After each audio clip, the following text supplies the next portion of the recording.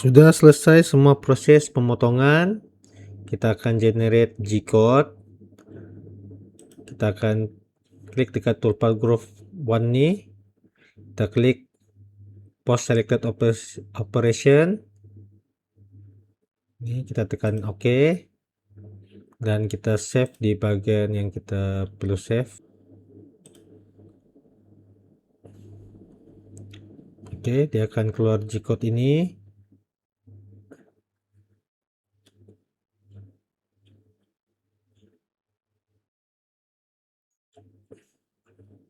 Oke, kalau kamu lihat dekat sini dia tidak beritahu proses. Jadi kita akan buat program dekat parameter komen sini adalah facing.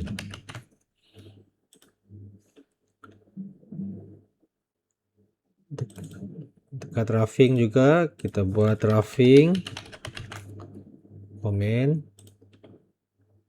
Dekat finishing pun sama.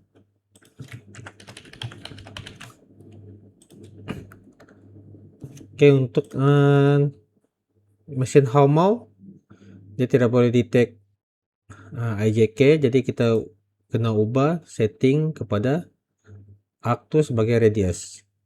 Kita pilih setting machine definition manager, kita just klik yes.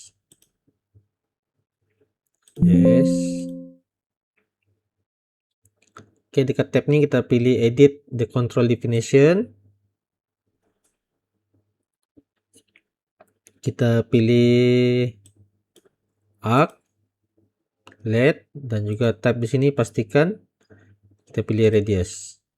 Kita tekan OK. Yes, kita generate semula G-code tadi.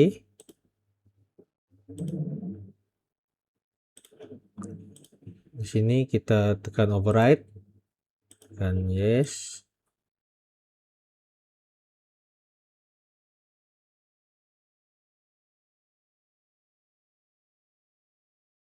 Ini adalah G-code kita.